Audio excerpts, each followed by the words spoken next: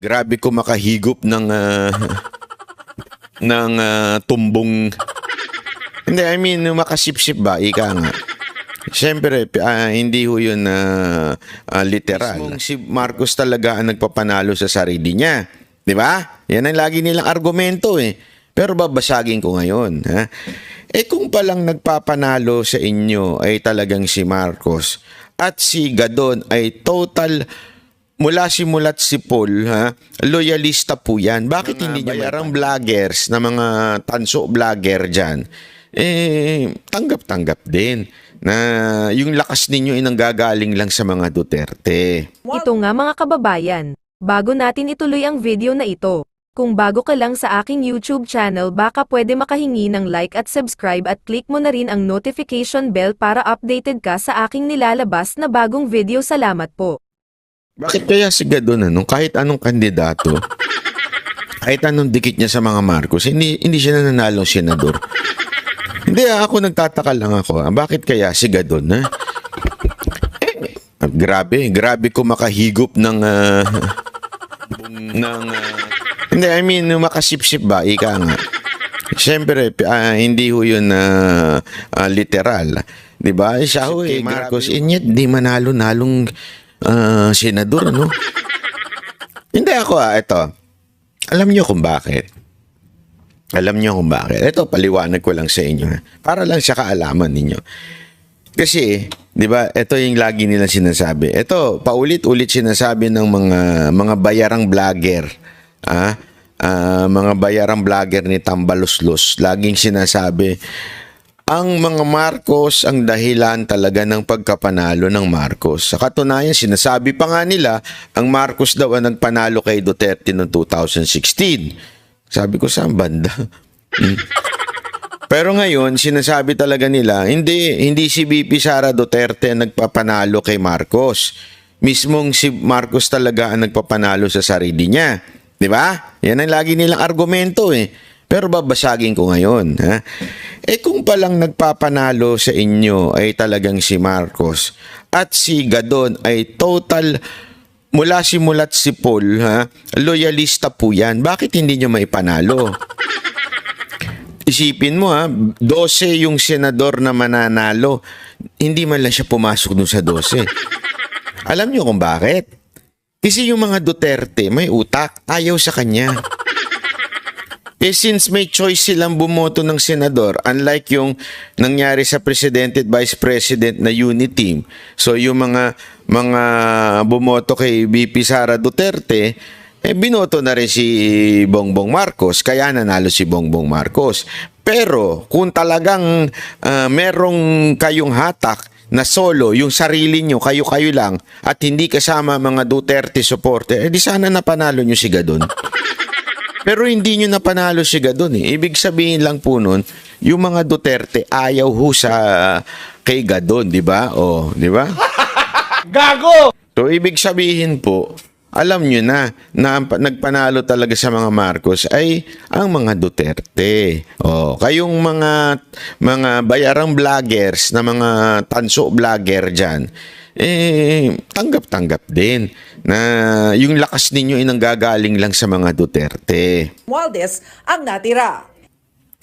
Tapos si Robin, sabit na lang noong 2022, nag-number 1 pa. Kasi si Robin Padilla kasi talagang hindi naman niyang kilala bilang Marcos loyalist eh. Si Robin Padilla talagang kilalang Duterte loyalist yan.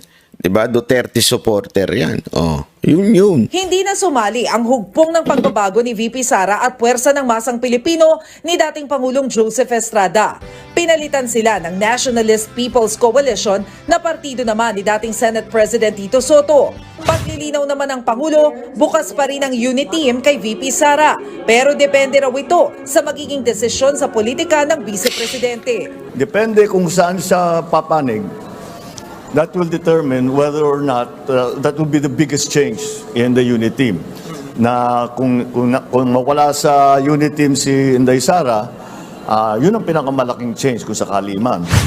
Nagbabalita mula sa Frontline, Maricel Halili, News 5. Mga kapatid, Ayoko to, may artificial wala bang walang sugar dyan? O tuloy. Gigi Ay, tuloy. Maligad po, iba na ang Ay, sorry, naka-on ata. Oh. Ito. So, yan na nga ho yung sinagot na ho ni Marcos. Hindi nakamute ho nga eh. Ayoko nga, may sugar nga. Nakita ko kasi nagpakuha kasi ako ng soda water eh. May sugar to. Ayoko na may sugar.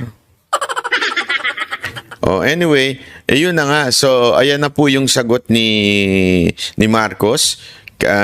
Tungkol ho dito sa issue ng mga Duterte. Sabi niya, napakaaga pa daw.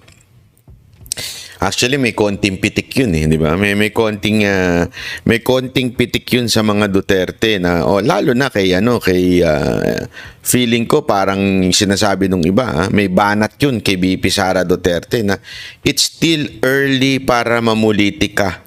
It's still early para po pag-usapan ang 2028. May konting pitik yun eh. Kasi sabi niya talagang masyado pang maaga para pag-usapan po yung 2028. So may konting pitik yun. Nako.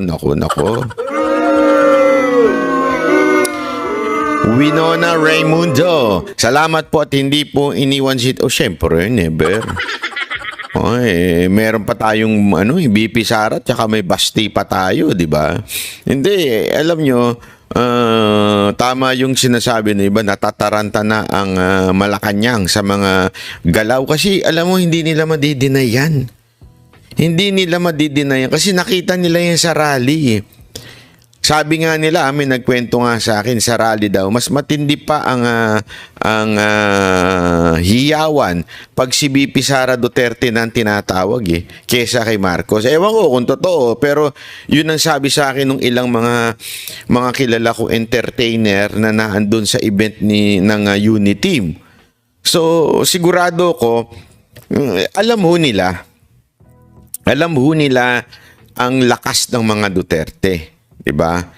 Sabi ko nga sa inyo, before the election, during the survey, ang layo ho ni Marcos compare ho kay BP Sara, yung presidential survey.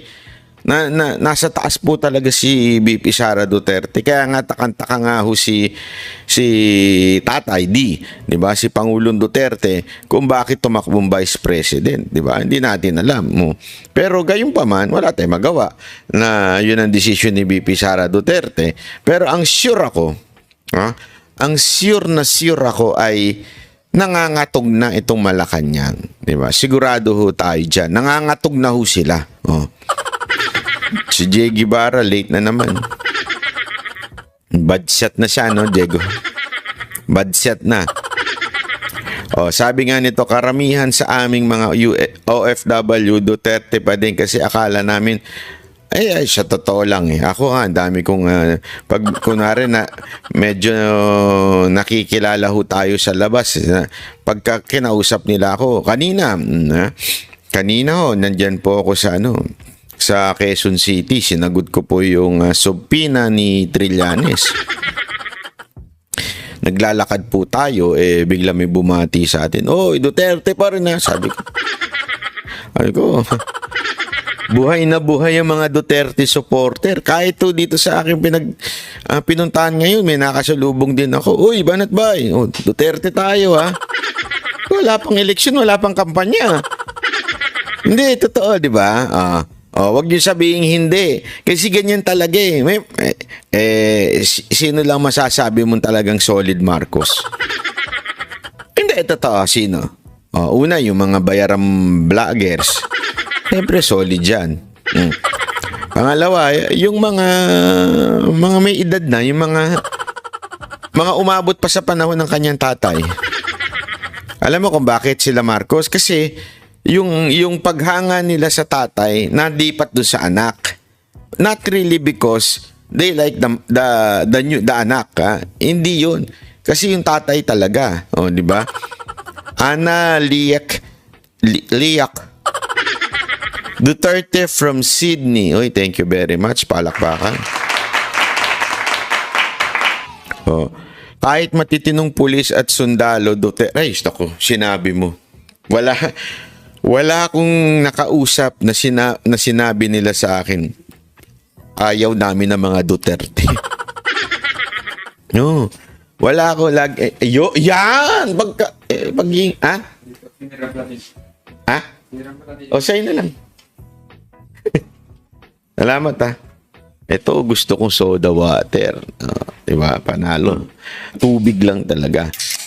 Oh, ganda ng tunog. Ayan, Maisog Hong Kong, Uy, see you, ha? See you sa Saturday dyan sa Hong Kong, ha?